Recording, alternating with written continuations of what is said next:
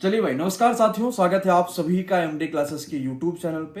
तो फाइनली आज से आरआरबी एनटीपीसी ग्रेजुएट लेवल के फॉर्म बच्चों भरे जा रहे हैं और आप आरआरबी अप्लाई की वेबसाइट पर जाकर फॉर्म को भर सकते हैं। लेकिन इस वीडियो में हम ये समझेंगे कि फॉर्म कैसे भरना है और रेलवे की नोटिफिकेशन में पूरी डिटेल्स क्या है, कहाँ कुछ बदलाव देखने को हमें मिला है।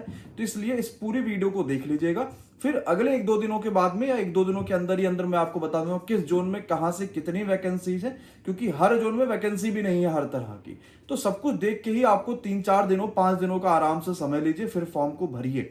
अगर आप दीपावली में घर गए हैं तो पहले वापस आ जाइए, फिर फॉर्म को भरिए। बहुत जल्दीबाजी मत करिए कि मैं तुरंत फॉर्म को भर दूंगा तो उससे मुझे सेंटर पास मिलेगा, ऐसा नहीं है। तो इसलिए आराम से फॉर्म को भरिएगा। सबसे पहले अगर बच्चों मैं तारीखें की बात करूंगा तो क्या क्या प्रमुख तारीख है। 21 अक्टूबर यानी आज से फॉर्म शुरुआत हो गए और 20 नवंबर तक आप फॉर्म को भर पाएंगे। बाकी करेक्शन और सभी चीज को लेकर रेलवे ऑलरेडी आपको समय दे देता है। यहाँ पर अगर देखेंगे तो कुल कितनी कैटेगरीज में वैकेंसीज है, तो 1 2 3 4 5 6 कुल मिला के 6 तरीके के आपके पास पोस्ट है और वैकेंसीज की संख्या है 5810। लेकिन यहां भी ध्यान रखिएगा कि इस 5810 वैकेंसीज में सबसे ज्यादा वैकेंसी है गुड्स ट्रेड मैनेजर की 3416, यानी लगभग 3500 वैकेंसी इन्हीं की है। इसके बाद जूनियर अकाउंट असिस्टेंट कम टाइपिस्ट यानी आपके पास 921 है, फिर 638 और 615 है, यानी ज्यादातर वैकेंसी गुड्स ट्रेड मैनेजर की है। और ये लेवल 5 की नौकरी है, तो बहुत छोटी मोटी नौकरी भी नहीं है। लेवल 5 मतलब बहुत बढ़िया नौकरी होता है, तो ये अच्छी बात भी है। बस ये है कि रेलवे को हर जोन में कहीं ना कहीं कुछ वैकेंसीज को लेकर यहाँ पे काम करना चाहिए था, जो अभी तक का सिर्फ एक में आपको देखने को मिला है कि ज्यादा वैकेंसीज है। अब मैं और भी चीजों के लेकर आपसे बता देता हूं कि भाई देखो, यहाँ पर आपको लेवल क्या क्या चाहिए, किस किस जोन में मेडिकल क्या क्या आपको चाहिए होंगे। तो यहाँ पर जो भी वैकेंसीज है, यहाँ 3 ऐसी वैकेंसीज होंगी जिसमें आपको A2 चाहिए, फिर B2 और बाकी में C2। तो A2 वाले में आपके पास थोड़ा चश्मा चल सकता है, लेकिन बहुत अर्ली स्टेज का होगा तभी चलेगा, अदरवाइज नहीं चलेगा। B2 और C2 में चश्मा चल जाएगा। मेडिकल को लेकर मैंने एक वीडियो बना रखी है डिटेल में, अगर आप खोजेंगे तो मिल जाएगा। आप सर्च करिएगा NTPC medical standard MD classes, तो आपको मिल जाएगा वो। और उसके बारे में फिर आप जो बड़े डिटेल से समझ पाएंगे कि मेडिकल स्टैंडर्ड में रेलवे ने क्या क्या चीजें कही है और आपको क्या क्या चीजों का विशेष ध्यान रखना होगा। अब हर एक चीज को लेकर मैं आपको और भी चीजें डिटेल्स में बता देता हूँ कि क्या क्या आपके पास है और कैसे आपको समझना। आइए, तो सबसे पहले तो वैकेंसीज 5810 है, ये आपको क्लियर हो चुका है। अगली बात आ गई है कि कुल मिला के एज कितनी यहाँ पर मांगी गई है। तो एज के लिए रेलवे ने कहा है कि 1/1/2026 यहां पर जो है वो 1/1/2026 के हिसाब से सब कुछ देख रहे होंगे।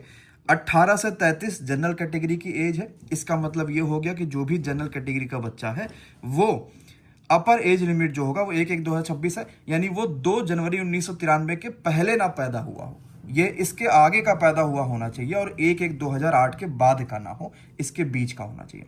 ओबीसी है तो 2 जनवरी 1990 के पहले का ना डेट ऑफ बर्थ हो। SC/ST हो तो 2 जनवरी 1988 के पहले का डेट ऑफ बर्थ ना हो, क्योंकि आपको पता ओबीसी को 3 साल का, SC/ST को 5 साल का रिलैक्सेशन आपको देखने को मिलता है। तो उसी हिसाब से आपके पास एज को लेकर रेलवे ने यहाँ पर बातें बताई है, जिसके बारे में आपको जानना जरूरी है। अगला आता है कि फॉर्म की फीस कितनी लगेगी। तो मैं चाहूंगा कि रेलवे को भी इस पर सुधार करना चाहिए। जैसे बिहार सरकार ने सुधार किया है कि हर फॉर्म की फीस 100 रुपए लेते हैं। जब आपको पैसा वापस लौटाना ही है तो आप फिर 500 रुपए लेने का क्या मतलब है। और अभी तो ऐसे बहुत सारे बच्चे, अगर मैं यहीं पर कमेंट बॉक्स में पूछूंगा कि आप में से कितने ऐसे बच्चे जिनका फॉर्म का पैसा वापस आया है पिछला एनटीपीसी का, तो बहुत सारे बच्चे कहेंगे अभी तक मेरा नहीं आया है। एनटीपीसी तो छोड़िए, अभी और कई सारी ऐसी वैकेंसी जिसमें सब कुछ कंप्लीट हो गया प्रोसेस, फिर भी उसका अभी तक का बच्चों का रिफंड नहीं आया है। जब आपको पैसा रिफंड ही करना है तो लेने की भी आवश्यकता नहीं है, आप सीधे 100 रुपए पे भी फॉर्म की फीस भरा सकते थे। लेकिन फिर भी अभी रेलवे ने इस चीज पर कोई भी मनमानी अभी रेलवे की है, कुछ बात अभी रेलवे ने इस पर नहीं बताई है। बाकी अब ध्यान से एक चीज समझिएगा कि आपकी जो फॉर्म भरने की आखिरी तारीख है वो 20 नवंबर है, यानी 20 नवंबर से पहले सारे सर्टिफिकेट आ जाने चाहिए। ग्रेजुएट लेवल की वैकेंसी यानी ग्रेजुएट पास हर बच्चा यहां अप्लाई कर सकता है, तो आपका ग्रेजुएट का सर्टिफिकेट भी 20 नवंबर से पहले हो जाना चाहिए। ओबीसी है वो भी सर्टिफिकेट भी 20 नवंबर से पहले हो जाना चाहिए। SC/ST है वो भी सर्टिफिकेट भी 20 नवंबर से पहले हो जाना चाहिए। अपीयरिंग वाला बच्चा यहाँ पे फॉर्म को नहीं भर पाएगा, क्योंकि सर्टिफिकेट अवेलेबल होना चाहिए आपके पास। तो जब आप फॉर्म को भरने जाते हैं आरआरबी अप्लाई में, तो आपसे वो सब डाटा वहां पर लेता है, नंबर वगैरह सब लेता है। तो अगर आपके पास कोई सर्टिफिकेट नहीं है तो बनवा लीजिएगा, कर दीजिए। चलिए, तो अब आप इस बात को समझ गए। ग्रेजुएट लेवल 500 रुपए फीस है जनरल कैटेगरी के लिए, ईडब्ल्यूएस के लिए, बाकी के लिए उसके हिसाब से फिर फीमेल वगैरह के लिए 250 रुपए रेलवे लेता है। एज आपको समझ में आ गई, 18 से 33 उसके हिसाब से हो गया। कुल मिला के 5810 वैकेंसीज है, 6 कैटेगरी में आपके पास यहाँ पर रेलवे ने इन वैकेंसीज को निकाला है। अब परीक्षा के पैटर्न में क्या कोई बदलाव रेलवे ने किया है? तो कोई भी बदलाव परीक्षा के पैटर्न में रेलवे ने नहीं किया है। जो पहले परीक्षा का पैटर्न था वही आपके पास इस बार भी है।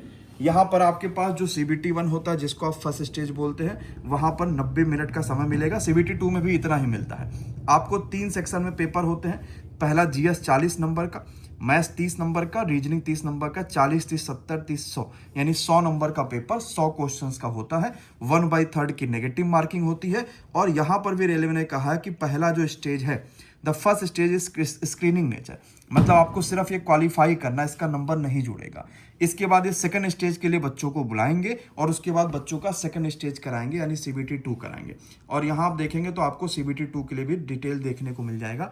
90 मिनट है, बस 100 क्वेश्चन की जगह 120 क्वेश्चन रेलवे पूछ लेता है और कुछ भी CBT 2 में देखने को नहीं मिलता है। कंपटीशन थोड़ा अच्छा इस वजह से भी हो जाएगा। एक तो वो बच्चा जिसका इस बार NTPC का पेपर था, अच्छे नंबर आए होंगे, वो सोचेगा अपने जोन को बदल लेते हैं। वो बच्चा सोचता ही सोचता, मैं इस पर शॉर्ट से पिछले बार भी बना चुका कि नहीं सोचना चाहिए इतना, लेकिन वो होगा ही होगा बच्चों में, क्योंकि जो बच्चा दूर नौकरी पा जाता है घर से, वो चाहता है मैं घर के पास आ जाऊं, तो वो दोबारा अप्लाई करेगा। ग्रुप डी के जितने सेलेक्टेड बच्चे होते हैं वो भी इसमें अप्लाई करते हैं, क्योंकि वो चाहते हैं कि वो NTPC में आ जाए यानी और अच्छे लेवल में नौकरी कर लें। तो जब लगातार वैकेंसीज आती हैं तो ये होता है कि शुरुआत के 2-3 साल की वैकेंसीज में कंपटीशन बढ़ते जाता है, क्योंकि हर वो बच्चा सिलेक्टेड इसमें अप्लाई करते जाता है। तो आपको उस हिसाब से अपनी प्रिपरेशन को करनी होगी ताकि मैं इस बार नौकरी ले पाऊं और अपने आप को सिलेक्शन के लिए इसमें ला पाऊं। ठीक है, बाकी रेलवे ने वही बात कही है कि 15 गुना बच्चों को CBT 2 के लिए बुलाएगा, इसमें कोई बहुत बड़ी दिक्कत नहीं है। आपको 15 गुना बच्चे जाएंगे यानी 15, 75, 90, 15 छक्का 90 यानी मान के चलो लगभग 1 लाख के आसपास रेलवे बुलाने के चांसेस हैं। अच्छा, कुल 6 कैटेगरी में वैकेंसीज है, आपको सारे समझ में आ गए। लेकिन इसमें 2 ऐसी वैकेंसी जिस पे आपका साइको भी होगा। पहला CBT 1, फिर CBT 2, फिर साइको। 2 वैकेंसीज कौन थी? एक तो स्टेशन मास्टर, और इस बार रेलवे ने पहली बार एक वैकेंसी जोड़ी है, वो है आपके पास यहां पर है ट्रैफिक असिस्टेंट का, इसमें भी साइको है। तो 2 वैकेंसीज में रेलवे साइको मांग रहा है। 2 वैकेंसीज में टाइपिंग और 2 में कुछ भी नहीं है। टाइपिंग किसमें है? जो टाइपिस्ट जिसके आगे लिखा है उसमें टाइपिंग है, बाकी में कुछ भी नहीं है। तो आपके लिए वो चिंता भी खत्म हो गई है। ठीक है, तो इतनी बातें यहां पर आपके पास क्लियर हो गई, आपको ये सब कुछ समझ में आ गया होगा। बाकी सभी के लिए ग्रेजुएशन मांगा गया है। अब फॉर्म कैसे भरना है इस पे मैंने ऑलरेडी वीडियो बना रखा है, या आपको देखिए सिंपल सा प्रोसेस है। RRB अप्लाई की वेबसाइट पे जाइएगा, वहां पर आपको फॉर्म भरने की प्रक्रिया मांगी जाती है। मैं उस पर अभी इसलिए भी बहुत डिटेल में नहीं जा रहा हूं क्योंकि अभी आप तुरंत जाके भरना शुरू कर दें। मैं नहीं चाहता कि आप वो गलती करें जो पिछले बार बच्चों ने करी थी, क्योंकि CBT 1 की जब कट ऑफ जाती है ना तो वो पोस्ट प्रेफरेंस के हिसाब से जाने लगी, जबकि पहले ऐसा नहीं होता था। पहले वो फाइनल में जाके पता चलता था कि यार अब ये पोस्ट प्रेफरेंस के हिसाब से मुझे नौकरी मिलेगी। आपने पहला ही पोस्ट प्रेफरेंस ऐसा डाल दिया जिसकी हाई कट ऑफ चली गई, तो आप नौकरी से भी वंचित रह जाएंगे।